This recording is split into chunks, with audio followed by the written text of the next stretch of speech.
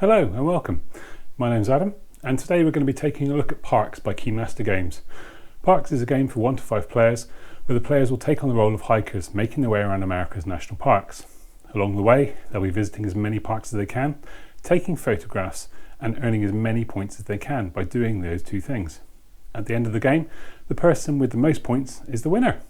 So, let's get the game to the table and have a look at what it's all about.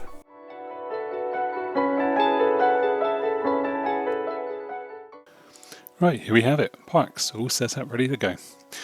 As I mentioned before, the aim of Parks is to play these hikers who are going to be making their way through the trails in the American national parks. The object of the game is to visit as many of the parks as you can, to take photographs along the way, and to earn points, which will in turn determine who the winner is. So, on the board here we've got the Parks cards. This is the deck, and these top 3 are turned over. These are the ones which players will be able to reserve and visit during the game. At the top left we've got the Canteen Carts, and below that the Season cards. The Season cards give us any special rules for the coming season. So in the example of this one, it's telling us the parks will cost 1 less sunshine token to visit in this season. At the bottom left we have here this pattern, which is how we'll add additional resources to the trail in a moment. Down here we've got the gear cards. Gear are basically power-ups, which you can spend some of your resources on in order to give yourself bonuses throughout the rest of the game. Down here, I've set up the trail. The trail is made of the trailhead tile and the trail end tile at the end, and the standard trail tiles, which I've added. You also add 1 advanced trail tile per season. They make the game longer and grant additional bonuses along the way. And they add a bit more tactical nuance into it as the game goes on. This is set up for a 2-player game, so we've got the green and the pink or red hikers, whichever colour you call that. This is my player area down here, and in here I've got my campfire, which we'll come to, and the first player token, because I'm going first. And the first thing we need to do is set up this season. This setup is as if we were in Season 2, because I've got 2 advanced trail tiles here, just to show you. The first thing I'm going to do is look at the pattern on the bottom of this card and set up some additional resources. In this case, I need to follow the pattern that's on that card. So I need to do sunshine, raindrop, sunshine, sunshine, another raindrop, and sunshine. So here's how we play the game.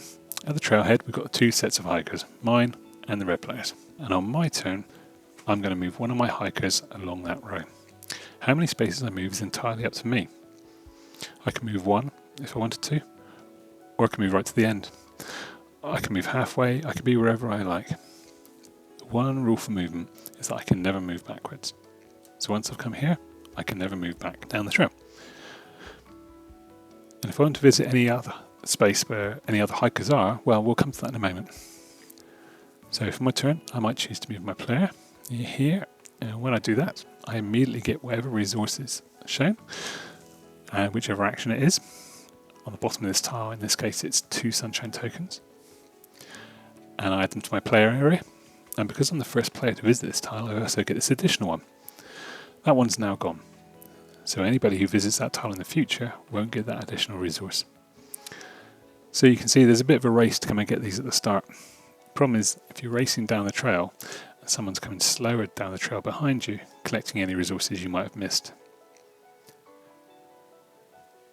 The next turn will be the turn of the red player, so he might choose to come here, take the sunshine that was here, and take the mountain tile, which that tile gives him. Now, on my next turn, I could choose to move the same hiker again, or I can move my other hiker. It's up to me. There's no hard and fast rules about that. This is where the campfire comes into play though, because if I want to visit somewhere where another hiker is, even if it's my own hiker, I need to use my campfire. So in this example, if I wanted to move this tile where the red hiker is, because I really wanted this mountain resource, I'd have to extinguish my campfire. So I can do that, but this is now extinguished, and now I can't do that again until my campfire gets replenished, and that happens when one of my hikers makes it to the trail end. We'll come to that in a moment. Play continues in this way, players moving up and down the trail, taking resources, collecting them, The other tiles that are available, this one here, lets you take a canteen card. I didn't cover canteen cards at the start, I should have done. A canteen card is a special part. You get one at the start of the game. This one, for example, might be the one that I took as I started the game. And it lets us convert one resource type into another. So anytime you visit a tile which will grant you a water resource, you can immediately place that onto your canteen card and take whatever resource is shown at the bottom of it. So this one lets me convert my water drop into a mountain. I can't use that card again until the end of the season when these canteens are emptied. The other thing this tile lets me do is to take a photograph. Now in order to take a photograph, you just choose to pay in any two of your tokens. In this case I'll do 2 sunshine tokens. And then I can effectively take these photos. All of these have miniature pieces of artwork on them.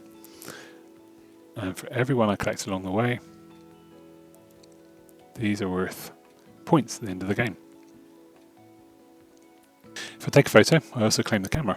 So this is quite a good thing to have because it grants me a resource bonus. So if I want to take a photo in the future, because I've got the camera, it'll only cost me 1 resource to do so.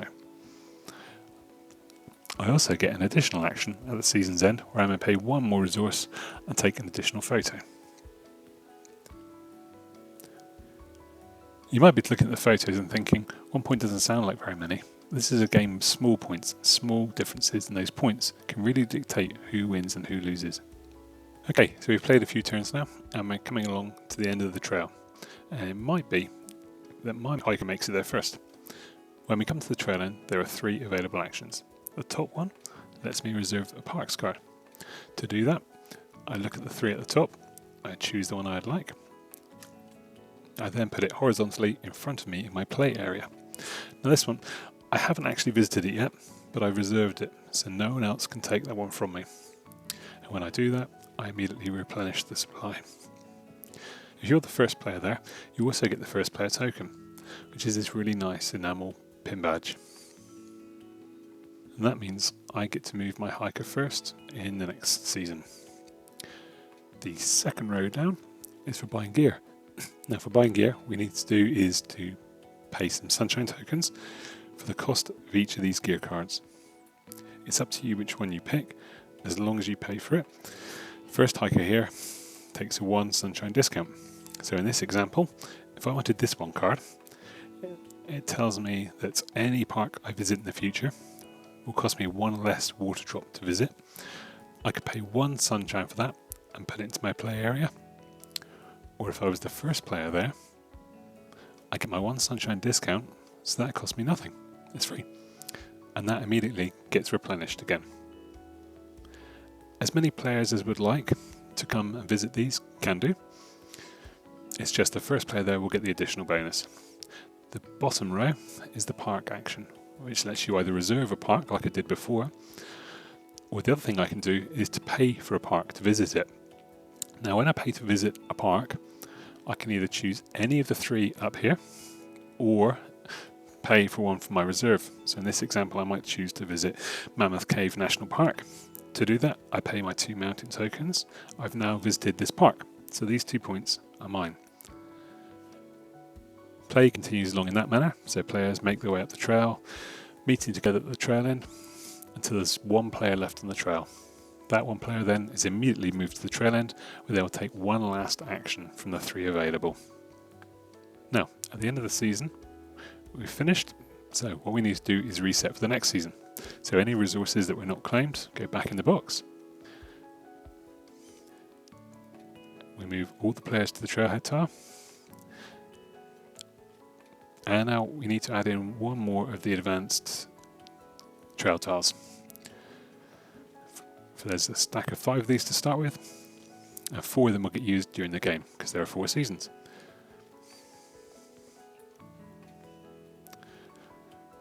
So to set up the trail for the next season, we take our additional tile, we take all of the existing tiles, and then I shuffle them. Now we lay them back out, so the order this time around will be different to last time. It means you can't build some kind of strategy based on knowing that this tile is going to be here and this tile is going to be in this position this turn, because they've all moved. we take another season card, and that one goes to the bottom of the deck, and we take another one. This one tells us for the coming season to add a water drop to 3 current parks. So that means I place a water drop on each of these. Which means if you claim or reserve those cards in this season, you'll get that additional water drop. And then I follow the pattern again, like I did last time. So in this one, it's sunshine and raindrop tokens. So I take a few of those and place them out on the trail like I did before. Those will get added like that again, granting that resource as an additional bonus if you were the first player there.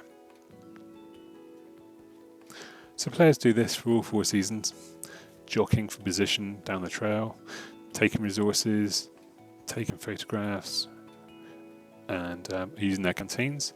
Sorry, I meant to say at the end of last season, players empty their canteens and they flip their campfires back over if they've used them.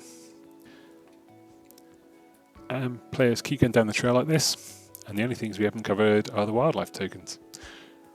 This tile here, if I were to land on it, I take the resource and I can also trade in one of my tokens, whatever I might have, for a wildlife token. Wildlife tokens are a bit of a play on words, as in wild card. And every wildlife token is a unique animal found in one of America's national parks. You can see those there. They're pretty cool, and they act as any resource when it comes to paying for gear or parks.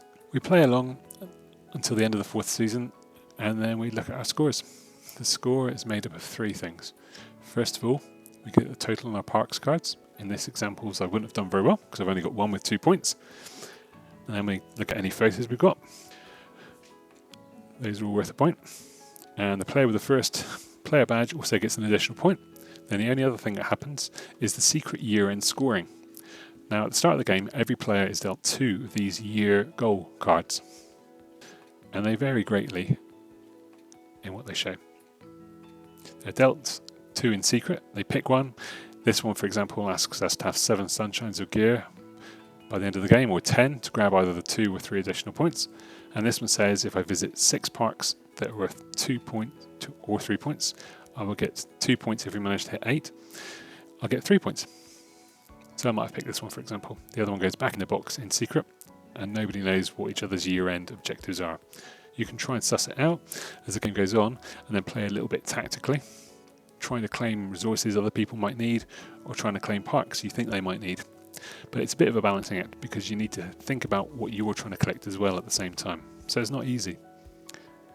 So yes, we total up the parks cards, the photographs, the first player token, and any additional bonuses from these. The player with the most points is the winner. And that's it. That's parks. It's very quick to play. It's light enough to teach people very quickly. As you can see, there's only one rule really. You just move down the trail and pick up whatever's in front of you.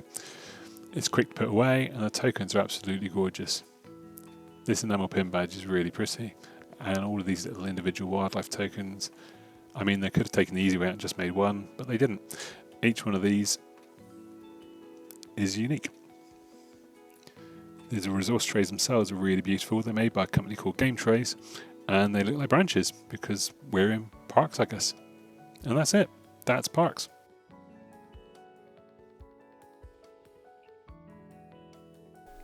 And there we have it. That's parks. It's a really nice little game. There's nothing to not like about it. The production values are really, really good. The card stock's really thick and the printing on it is really, really good. The little hikers are all screen printed on the meeples, which they didn't have to do, but they did, and it's a really, really nice little touch. All the little custom tokens for the resources, the little wildlife tokens all individually cut. It's a really nice little thing, which again they didn't have to do, but just adds to that level of polish that you get out of the box with this. Even the insert in the box, some games don't come with an insert at all. Some come with a really basic one, but the Game Trays who made the inserts for this one, it's really beautiful. The stuff goes in perfectly. The resource holders that you put on the table that look like tree branches, those are brilliant.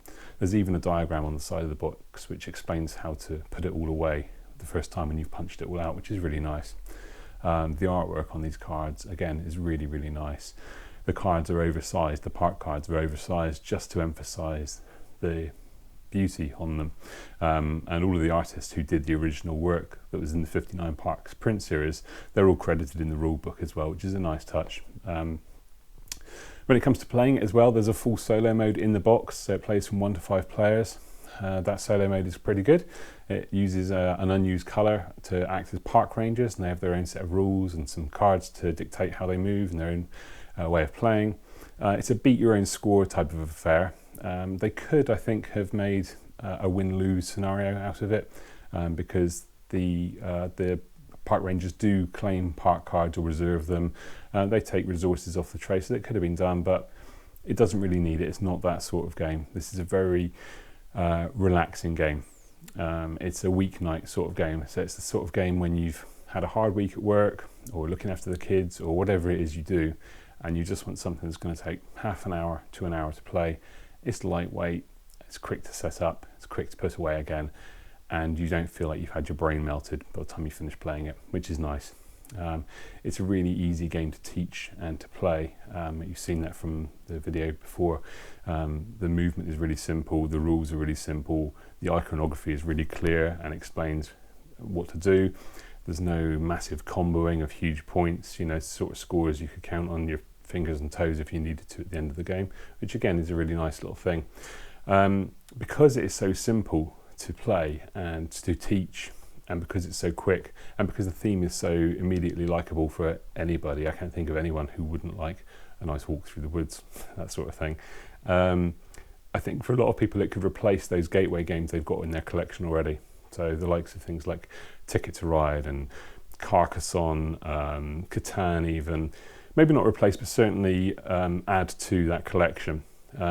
Because while it is very simple to play and anyone can pick up a little hiker and move it along the trail, there's a level of complexity underneath that. So there are tactics. You can block players or certainly make it difficult for them. You can take things they're looking for. You can spot gear cards which are going to really benefit you and boost your scoring. So for those of us who play a lot of games, that's there as well. And yeah, I think it's a good introduction to the whole board gaming scene. It's those games where people will play it once, think, oh, that was nice, and at the end of it they're thinking, well, if I'd done it differently, I could have used this, I could have done that. And it's that kind of spurring that thought, which I think is what will turn people onto games. Whether you like the term gateway game or not, that is kind of what we're looking at here. It's a lightweight one. It's relatively cheap when it's in print as well. It's not going to break the bank. And I think if you've got space in your collection for a lightweight 1 to 5 player game, and you regularly play with people who want a light filler at the end of a heavy games evening, or to introduce some people to it, some family, it's the perfect game for that. So I have absolutely no hesitation in recommending it to just about anybody. Enjoy it, play the game, have a lovely walk through the woods, take some pictures, enjoy the artwork, and then put it away and feel relaxed. So yeah, Parks, Keymaster Games, brilliant. Go for it. Thanks for watching.